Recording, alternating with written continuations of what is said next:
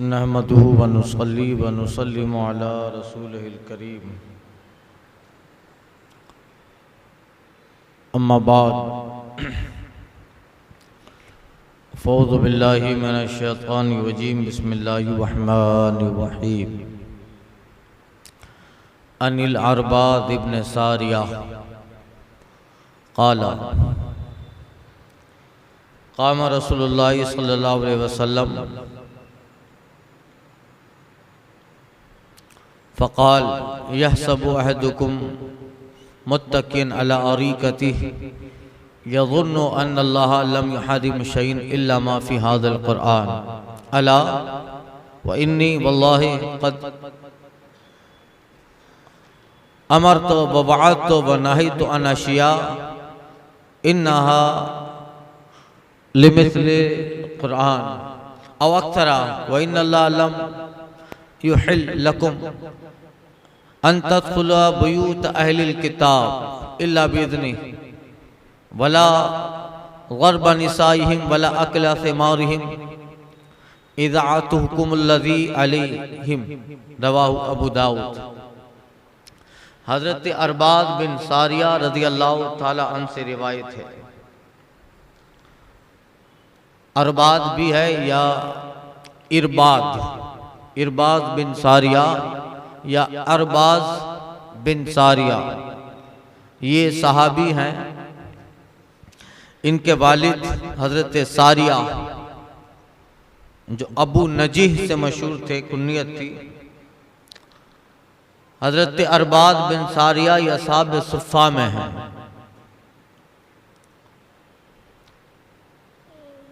चबूतरे वाले असहाब सुफ़ा जो मदीना तैयबा में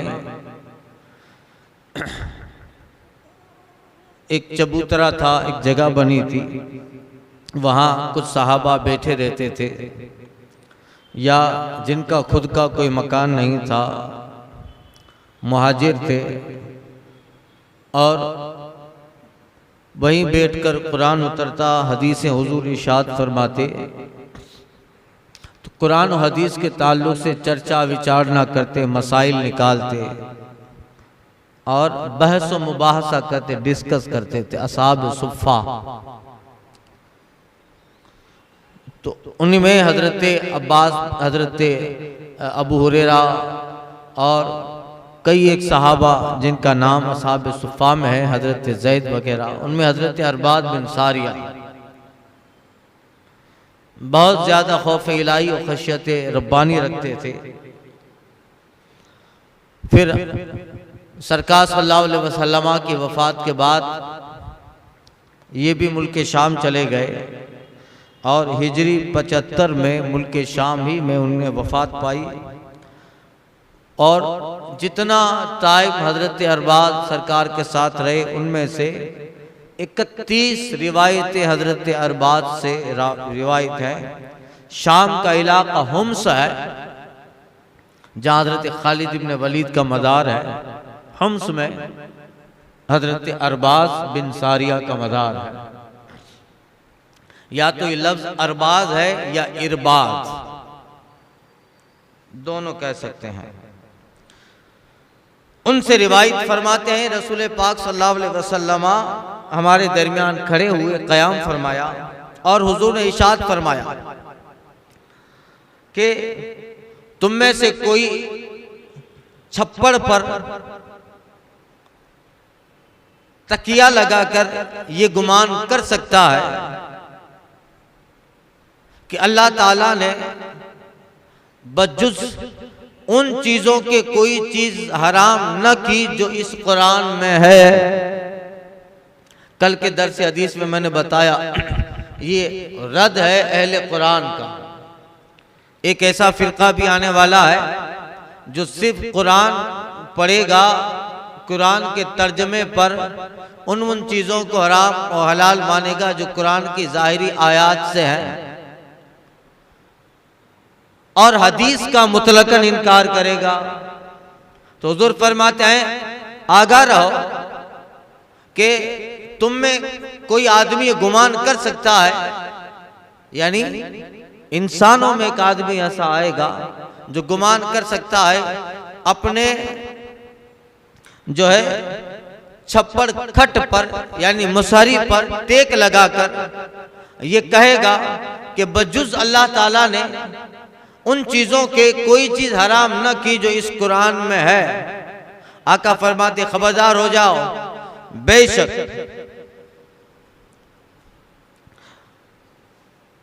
मैंने तुम्हें अहकाम दे दिए, पहुंचा दिए, मैंने वाज की और जो चीज मना थी वो चीजें मैंने तुम्हें बता दी और मेरी बयान करदा चीजें इस कुरान से मिसल है या उससे ज्यादा। और बेशक अल्लाह ताला ने तुम्हारे लिए हलाल नहीं किया कि अहले किताब के घर में दाखिल हो मगर उसके हुक्म से, और न उनकी औरतों को मार पीट करो और न उनके फल खाना जब वो अपने जिम्मा के हुकूक तुम्हें अदा करे। अब मतलब हदीस का यह है, आका फरमाते मैंने जितनी चीजें हराम की हैं या हलाल की हैं वो कुरान के बराबर या उससे ज्यादा है। अब कुरान में तो कहा गया हुर्रिमा अलैकुमुल मैततु वद्दमु वलहमुल खिंजीर, तुम पर खिंजीर का गोश्त हराम है। कुरान में उसका गोश्त हराम है मगर खिंजीर की हड्डी भी हराम है, ये हदीस ने बताया। इसकी जबान भी हराम है खिंजीर की, वो हदीस ने बताया। इसके गोश्त के अलावा इसका बाल भी हराम है। इसी तरह कुरान में ये नहीं है कि कुत्ता खाना हराम है, बिल्ली खाना हराम है, शेर खाना हराम है, चीता खाना हराम है, ये हदीस ने बताया। तो कुरान ने जो हराम बताया उससे ज्यादा लिस्ट तो हदीस में हराम की है। तो अच्छा, कुरान में खिंजीर का गोश्त हराम है तो चलो अहले कुरान को ये करना चाहिए खिंजीर का गोश्त ना खाए, मगर कुरान में नहीं है कि बिल्ली का गोश्त हराम है तो बिल्ली का गोश्त खा ले। कुरान में जाहिरी आयत से ये नहीं है कि कुत्ता मत खाओ, ये तुम पे हराम किया गया। जैसे यहाँ इस आयत में है हुर्रिमा अलैकुमुद्दमु वलहमुल खिंजीर, तुम पर गोश्त खिंजीर का हराम है इस आयत में। इसी तरह कुरान में ऐसी आयत नहीं है हुर्रिमा अलैकुमुल लहमुल कल्ब, तुम पर कुत्ते का गोश्त हराम है, ऐसी आयत कुरान में नहीं है। तो ठीक है खिंजीर का गोश्त मत खाओ मगर कुत्ते की हुर्मत का हुक्म कुरान में नहीं है तो कुत्ता खाओ। दुनिया में लोग खाते भी हैं कुत्ता। भाई नागालैंड चले जाओ, मौलाना अलाउद्दीन साहब करके आते हैं यहाँ चंदा करने, तो बुद्धिस्ट लोगों का इलाका है सब, बाद में तो अलग हुआ सब। तो वो कह रहे थे कि हमारे यहाँ बाजार लगती है कुछ इलाके दूर, शेर कुत्ता बिल्ली सबका मटन बिकता है, सांप का मटन बिकता है। तो मैंने कहा हजरत ये सब इतने सारे सांप ये सब लाते कहाँ से? का ये पालते हैं जिस तरह हम बकरियां भेड़ गाय भैंस पालते हैं, इस तरह मौलाना अलाउद्दीन साहब थे वो कह रहे थे कि हम लोग वहाँ वो लोग जो है कुत्ता बिल्ली और छछुंदर चूहा ये सब पालते हैं और फिर उनकी साइज उनकी क्वालिटी उनकी जिन्स के एतबार से बाजार में मटन फरोख्त होता है। तो खाते भी हैं लोग कुत्ता। तो इसी तरह आका अलैहिस्सलातु व तस्लीम फरमाते हैं कि मुझे जो चीजें अल्लाह ताला ने दी हैं और मैंने हराम कर दी, ये कुरान के बराबर या उससे ज्यादा है। कुरान में तो एक बड़ी चीज बता दी गई मगर बाकी जो चीज हदीस में है, तो इसलिए आका फरमाते ऊतीतुल कुरान व मिथलहु माहू, मुझे कुरान दिया है और उसके मिसल अल्लाह ताला ने अहादीस दी है। यकीनन अब न कोई सिर्फ कुरान पे अमल करके फला पा सकता है, न सिर्फ हदीस पर जैसे अहले हदीस है। अगर नजात चाहिए और मुकम्मल दीन चाहिए तो कुरान के साथ हदीस को, हदीस के साथ कुरान को मिलाना पड़ेगा, तभी जाके दीन मुकम्मल होगा। जैसे हुजूर फरमाते हैं वइन्नल्लाह लम युहिल्लकुम, अल्लाह ताला ने तुम्हारे लिए हलाल नहीं किया कि अहले किताब के घर में दाखिल हो जाओ, और न ये कि उनकी औरतों को मारो, न उनके फल खाओ। अहले किताब जब इस्लामी शासन कायम हो और अहले किताब जिजिया देने पे राजी हो जाए, मुशरिकीन का जिक्र नहीं किया, इसलिए कि उनके लिए तो या क़िताल था बाद में या मुसलमान हो जाए। मगर अहले किताब यहूद और नसारा वो अगर इस्लामी शासन में मुल्क इस्लाम में रहें तो अपनी मर्जी से रह सकते हैं, मगर ये कि बैतुल माल में बादशाह इस्लाम या खलीफाए इस्लाम के हुक्म के मुताबिक हर साल में उनको जिजिया देना पड़ेगा, इतना तुम्हें देना। वो मुख्तसर होता था। मदीने में भी यहूद रहते थे ना भाई, जब इस्लाम को गलबा हुआ मदीने भी यहूद थे, जिजिया देते थे, टैक्स देते थे, खराज, मगर बाद में कमीनगी करते थे। तो फिर फारूक आजम ने उनको खैबर की तरफ भगा दिया कि चलो उधर जाओ, इधर टैक्स भी तुम्हारा कबूल नहीं, चलो उधर। इधर रहकर टैक्स देखते थे, रहते थे और तिकरमबाजियां करते थे, मुसलमानों में आपस में खून रेजी करवाते थे। फिर फारूक आजम ने उनको मदीने से निकाल दिया। बिल्कुल आखिर का इलाका मकाम खैबर था का ये जंगल जैसा, उधर रहो। फिर मौलाए कायनात का जमाना आया, गालिब ने हजरत उस्मान गनी का, तो उनको वहां से भी निकाल दिया गया कि वहां रहकर भी कमीनगी करते थे। फिर उनको पूरे मुल्क से निकाल दिया गया। फिर कई साल तक तो बाद में वो जंगलों में रहे। इसीलिए इतना गुस्सा है कि बाप दादाओं का कैसा हाल किया था। इकबाल ने अपने एक सफरनामे में लिखा है कि डॉक्टर इकबाल जब यूरोप गए थे तो एक यहूदी की दुकान पर कोई सौदा लेना था, सामान लेना था, तो काउंटर पे ऐसा होता है ना, कभी कोई चीज रखने के लिए कोई ऐसा गिलास या कांच का ऐसा सिंबल, कोई गेंद वगैरह रख देते हैं ताकि कागज उड़े नहीं। ऐसा एक ऐसा सिंबल, एक पट्टी रखी थी। इकबाल कहते मैं वहां गया तो उस पर लिखा हुआ था वी नेवर फॉरगेट खैबर। यहूदी की दुकान थी, हम कभी खैबर नहीं भूल सकते हैं। वो वाकया 1400 साल पहले का। यहूदी की दुकान पे अभी उस पट्टी पे लिखा था वी नेवर फॉरगेट खैबर, हम खैबर नहीं भूलेंगे। इकबाल कहते मैं अंदर से झंझोड़ गया कि ये आज तक खैबर याद रखा है, मेरे कौम के बच्चे को पता नहीं खैबर क्या है। उसी सफरनामे में लिखा है, एक पार्क में गया, कहते हैं इकबाल, चंद बच्चे खेल रहे थे, एक बच्चा सबसे अलग बैठा था। मैंने करीब गया कि ये सब बच्चे खेलते, ये अलग बैठा है। उसे पूछा बेटा तुम नहीं खेलते? उस बच्चे ने जवाब दिया, इकबाल कहता है कि मुझे उसने हिला के रख दिया। कहता है कि अंकल हम लोग दुनिया में, मेरी कौम मुट्ठी भर है, अगर मैं भी खेलने लग जाऊं तो मेरी कौम को बचाएगा कौन? इकबाल कहते मैं हिल गया उसके इस बात से। फिर मैंने पूछा कि अच्छा किस कौम से है? तो कहा मैं यहूदी हूं, मैं यहूदी हूं। इकबाल की जबान से बेसाख्ता ये जुमला निकला, जिस शाहीन का ख्वाब मैं हिंदुस्तान के लिए देख रहा हूं वो तो यहां परवरिश कर रहा है। ये आज तक उन्हें वो खैबर याद दिलाई जाती है, उनकी स्कूल की बुक्स में ये चैप्टर याद दिलाया जाता है, और बार बार उनके बच्चों को ये इंडिकेट करवाया जाता है कि हमें बदला लेना है। हमारे बाप दादाओं का 1400 साल पहले क्या हुआ, इसलिए जगह जगह इस तरह की तहरीर लिख कर ये बताते हैं कि हम कभी उस चीज को भूल नहीं सकते हैं जो चीज हमारे साथ मुसलमानों ने की है। अंदाजा लगाओ, उन्हें खैबर तक याद है, हमारे लोगों को खैबर तो जाने दो 5 कलमा याद नहीं है।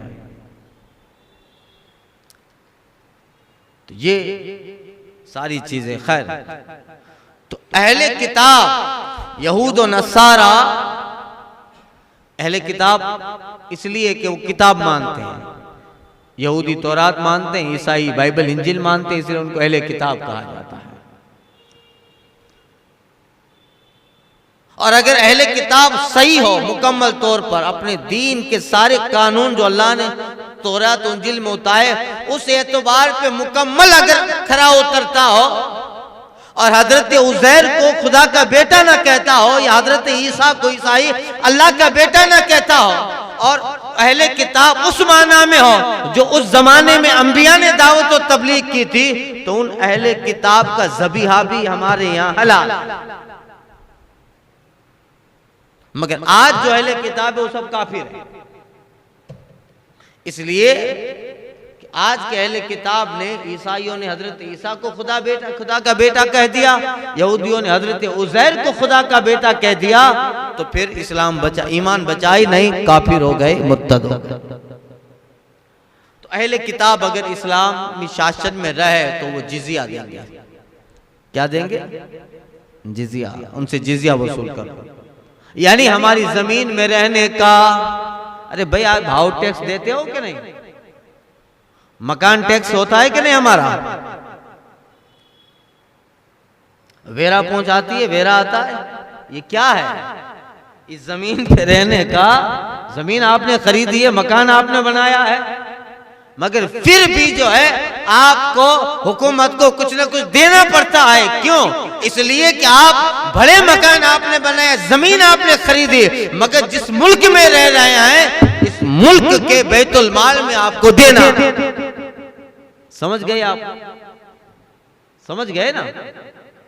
हाँ, तो अब तो वेरे ये सब आसानी से समझ में आ जाएगा। सब आप लो, मगर आपको पानी का टैक्स देना पड़े, लाइट का टैक्स देना पड़े, सबका। तो अब आप मकसद पूरी हदीस का यह है कि अहले किताब जिजिया देंगे। तो आका फरमाते हैं कि तुम में से किसी के लिए जायज नहीं है कि अहले किताब के घर में दाखिल हो जाए, मगर ये कि उसके हुक्म से। वला दरब निसाइहिम, उनकी औरतों को कोई मार नहीं सकता और उनके फल कोई खा नहीं सकता है। अब ये तो कुरान में नहीं है, ये कुरान में नहीं है कि अहले किताब के घर में दाखिल ना हो मगर उसके हुक्म से, और वो जिजिया अगर देते हों और इस्लामी शासन मुल्क में रहते हों तो उनकी औरतों की तरफ दस्तदराजी ना हो और ना उसके फल खाए जाएं। ये कुरान में नहीं है, ये चीजें तो हदीस में बताई है। तो अब हदीस का मतलब यह है, आका फरमाते हैं कि कुरान ने जो चीजें हराम की हैं उससे ज्यादा या उसके बराबर तो मैंने चीजें हराम की हैं, और मेरा हराम करदा हकीकत में अल्लाह का हराम करदा है। तो फिर अगर कोई सिर्फ कुरान को माने तो फिर कुत्ते का गोश्त खा ले, उसके लिए हलाल है, बिल्ली का गोश्त खाए, इसलिए कि कुरान ने तो सिर्फ सूअर का गोश्त हराम किया है, इन चीजों का गोश्त हराम ही हदीस ने किया है। ये सब चीजें हदीस में, लिहाजा न अहले हदीस मुकम्मल सही, न अहले हदीस सही है, न अहले कुरान सही है। वही सही है जिसकी हाथ में किताबुल्लाह कुरान है, कुरान को हुजूर की हदीस से समझता है और हदीस को कुरान से समझता है, वही सिराते मुस्तकीम पर है, वही सिराते। हुजूर फरमाते हैं मुझे मेरे रब ने जो चीजें दी उसमें से ऐ लोगों, आका फरमाते हैं कि इन चीजों को जो मैं देता हूं मजबूती से थाम लो। आगे हदीस आ रही, कल अर्ज करता हूं, हुजूर कहते दांतों से पकड़ लो उन चीज को जो मैं देता हूं। वो क्या है? आका फरमाते किताबुल्लाह व सुन्नती, अल्लाह की किताब और मेरी सुन्नत है, इसको मजबूत दांतों से पकड़ लो तो गुमराह ना होगे, गुमराह न होगे। या सुन्नत बताया, हदीस नहीं बताया, इसलिए कि बहुत सारी चीजें हदीस है मगर सुन्नत नहीं है। हर चीज जो हदीस में है वो सुन्नत नहीं हो सकती, मगर हर सुन्नत हदीस में है।